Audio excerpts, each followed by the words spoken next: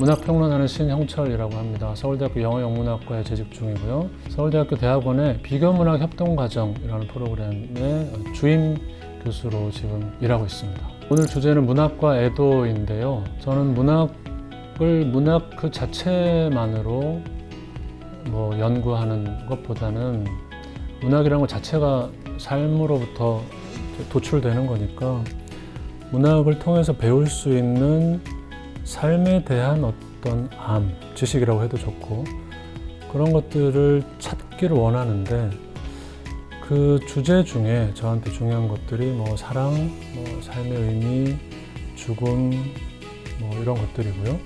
그 중에서 특히 죽음이라고 하는 주제가 저한테는 중요하고 공부의 대상이기도 합니다. 그래서 타인의 죽음을 어떻게 잘 겪어 나갈 수 있을지, 그리고 공적으로 이 죽음을 어떻게 지혜롭게 잘 겪어 나갈 수 있을지, 이런 문제에 대한 고민을 나누고 싶어서 이 주제를 잡았습니다. 문학을 공부하는 이유가 잘 살기 위해서예요. 쉽게 말하면 그냥 가만히 내버려둬도 사라지는 게 삶이긴 한데, 기왕이면은 이래서 산다, 이걸 위해서 산다 라고 하는 게 있었으면 좋겠다. 40대 들어와서 그리고 2010년대 중반 그 무렵부터는 죽음에 더 관심이 좀 생겼어요. 한국 사회에 일어난 여러 참사들도 있었고요. 또 나이가 들면 들수록 결혼식보다는 장례식에 더 많이 가게 되고, 또 저희 어머니가 연세가 많으시기 때문에 예습이라고 할까? 그런 것도 해야 될 것 같다는 생각도 들고, 그래서 두려워하면서 지금 공부하고 있는 주제가 죽음이고, 죽음 중에서 더 세부 주제가 이 애도입니다. 애도라는 주제는 심리학의 주제이기도 하고 철학, 문학 다 관심이 있는 주제인데요. 출발점을 하나 고르라면은 이분입니다. 다 아시는 프로이트. 애도라는 정상적인 감정과의 비교를 통해 우울의 본질을 밝히겠다. 애도는 정상적인 거다. 근데 우울은 좀 다르다. 그래서 이 두 가지를 비교를 하는데 공통점은 뭐냐면 둘의 원인입니다. 상실, 사랑하는 사람을 잃어버린 걸 수도 있고요. 추상적인 가치들도 포함됩니다. 근데 결과가 어떻게 다르냐? 애도의 경우는 자아가 억제된다. 자아가 억제된다고 하는 것은 삶의 의욕이 없어지는 겁니다. 내가 누군지 관심이 없어지고 세상에 대해서도 관심이 없어지고. 그래서 장례식을 치르고 있는 상주가 저 신문을 열심히 챙겨본다든지 네이버 막 검색해서 본다든지 잘 안 그러죠. 나에 대해서도 마찬가지입니다. 근데 우울은 거기에 플러스 하나가 더 있습니다. 그게 바로 자존감 추락이라는 겁니다. 쓸모없는 사람이라고 생각하고 자기를 비난하고. 근데 이거는 프로이트식으로 말하면 정상이 아닌 겁니다. 애도의 상태에 있는 사람은 모든 게 다 의식적입니다. 누가 죽었는지 당연히 알고 내가 왜 슬픈지도 당연히 압니다. 우울의 상태에 있는 사람은 무의식적인 거에 영향을 받아요. 저 사람과 나의 관계는 그다지 깊지 않고, 혹은 내가 평소에 저 사람을 미워했기 때문에 저 사람이 죽는다고 해서 내가 슬플 일은 없는데 이상하게 너무 슬퍼.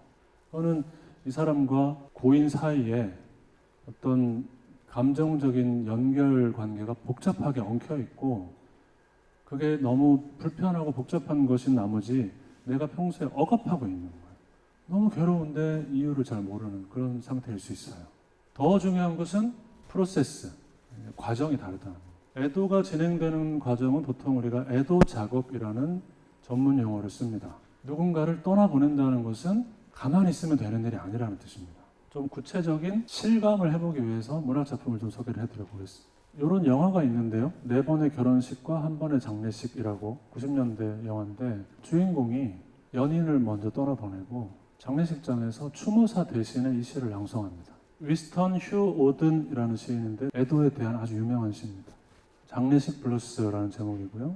보시면은 극단적이죠. 그는 나의 전부였다. 동서남북이고 평일이고 일요일이고 생활이고 휴식이고 대화고 노래고, 이거 뭐냐면 전부 다라는 겁니다. 그죠? 그러니까 이 사람이 없으면 나는 아무 의미도 없다. 내 인생은. 이 세상 전체가 의미가 없다. 그러니까 별, 달, 해, 바다 다 없애버려. 이렇게 얘기하는 겁니다. 이건 전혀 과장이 아닙니다. 이 상태에 놓여있는 사람이라면. 일본의 소설가 중에 히라노 게이치로라는 분이 있어요. 나란 무엇인가 라는 제목의 책을 썼습니다. 그 책에서 디비주얼이라는 단어를 써요. 나눌 분자를 써가지고 분인 이렇게 부릅니다. 분인. 나는 여러 개로 되어 있다는 거예요. 여러 개의 나로. 그 나는 어떻게 만들어지느냐? 내가 이 사람과 대화를 하거나 소통하거나 관계를 할 때는 이 사람과의 관계 속에서 활동하는 내가 생기고, 저 사람과의 관계 속에서는 저 사람과의 관계 속에서만 활동하는 내가 생긴다는 거예요. 사랑이라는 건 뭐냐? 그 사람과의 관계 속에서 태어나는 나, 그 나를 사랑하게 되는 게 사랑의 본질이다. 이걸 죽음에도 적용할 수 있습니다. 그 사람이 죽은 게 왜 그렇게 고통스럽고 슬플까? 이 시에서처럼 그 사람만 죽은 게 아니기 때문이에요. 그 사람과의 관계 속에서 존재하는 나도 죽었기 때문입니다. 이렇게 생각해 보면은 이런 시에서 표현한 이런 감정도 충분히 이해가 되는 부분이 있죠. 영화를 좀 소개를 해드리면 무라카미 하루키의 단편 소설들을 가지고 만든 영화고, 그냥 설정만 제가 간단히 소개를 해드릴게요. 왼쪽 이야기는 위에 있는 남자가 이름이 토니 타키탄인데 고독한 사람이에요. 근데 어떤 여성을 만나고 내가 얼마나 고독했는지를 알게 됩니다. 사람의 삶이 이렇게 안 고독할 수도 있구나. 그래서 거의 매달리다시피 해가지고 결혼을 합니다. 근데 이 여자 주인공이 옷 쇼핑 중독이 있습니다. 남편이 여보 우리 꼭 사야 될까? 계속 이렇게 한번 생각해보자. 그래서 아내도 맞다. 사실 이거 말이 안 된다. 이제 안 살게. 반품해야지. 그럼 차를 확 돌렸는데 불법 유턴을 해버려가지고 쾅 해서 죽어버려요. 자신이 고독하지 않을 수 있다는 걸 알아버린 사람은 그 이전으로 못 돌아가는 거예요. 그래서 애도를 하지는 못해요. 애도 작업을 이상한 방식으로 하기 시작합니다. 그게 뭐냐면 비서를 채용해요. 근데 조건이 있다. 저쪽 방에 들어가면은 새 옷이 수백 벌이 있는데 출근할 때마다 매일 다른 옷을 하나씩 입어라. 그 옷을 입고 저 책상에 앉아가지고 전화만 받으면 된다. 이렇게 얘기하는 겁니다. 이 이야기가 무슨 이야기예요? 이건 애도에 대한 영화인 겁니다. 못 떠나보내고 있는 겁니다. 어떻게 해서든지 아내를 보내기 위해서 몸부림을 치고 있는 겁니다. 그런 이상한 짓을 하는 이유는 그래야만 아내를 보낼 수 있기 때문이겠죠. 이제 좀 공적인 사례로 넘어가서 공적인 죽음을 애도하는 것은 어떻게 하는 건가? 거기에 대한 아주 좋은 사례를 하나 소개를 해드릴 건데, 저 9.11 테러 당시 아까도 말씀드린 것처럼 뛰어내린 사람들 많이 있었고요. 그 중에 한 분을 찍은 사진인데 되게 유명한 사진입니다. 이 사진을 보고 쓴 것 같은 시가 하나 있습니다. 폴란드 분인데요. 비스와바 슌보르스카라는 분인데 노벨문학상을 받았어요. 90년대. 그들은 여전히 공기 중에 있다. 그들이 막 열어놓은 장소의 범위 안에 있다. 여기까지는 사진을 그대로 묘사한 것에 가깝습니다. 사진의 속성이 뭐죠? 딱 멈추게 하는 거잖아요. 그러니까 그 사람은 계속 그 자리에 있는 거죠. 각자는 여전히 완전하다. 아직 안 떨어졌으니까. 떨어지면 얼굴이 박살이 날 거고, 그죠? 피도 다 쏟아져 나올 거고 그럴 거잖아요. 지금은 그렇지 않다. 마지막의 핵심인데 내가 그들을 위해 할 수 있는 건 두 가지뿐. 이 비행을 묘사하기. 그리고 마지막 한 줄은 쓰지 않기. 이건 비행인가요? 추락이죠. 추락. 근데 사진으로 보면은 공중에 있잖아요. 그러니까 이거를 비행이라고 부르는 겁니다. 예컨대 아까 소개해드린 그 소설의 10살 소년한테 아빠가 어떻게 죽었어요? 라고 물으면은 네 아빠는 삶의 마지막 순간을 비행으로 마무리했어. 네 아빠는 힘껏 날아올랐어. 그러니까 저렇게 표현하는 것만으로 저 고인들에 대한 애도를 하고 있는 건 거예요. 더 중요한 건 마지막입니다. 마지막 한 줄은 어떤 내용이 올 수밖에 없냐면 그러나 그들은 떨어져 내렸고 다 죽었다. 이게 올 수밖에 없잖아요. 근데 그 한 줄은 내가 안 써버리겠다는 거예요. 그냥 비행하는 순간으로 끝내겠다. 자, 근데 공적 애도는 또 다른 문제가 있을 수 있습니다. 그거를 잘 보여주는 안티고네라는 작품이 있는데요. 아빠가 그 유명한 오이디푸스입니다. 실수로 아버지를 죽이고 누군지 모르는 상태로 어머니랑 동침을 해가지고 자식을 넷이나 낳은 그 사실을 알고 난 뒤에 스스로 눈을 찌르고 자기 나라를 떠난 오이디푸스가 그렇게 떠나고 난 뒤에 아들이 2명이 남았는데 이 아들이 서로 이제 왕권을 놓고 다투게 돼요.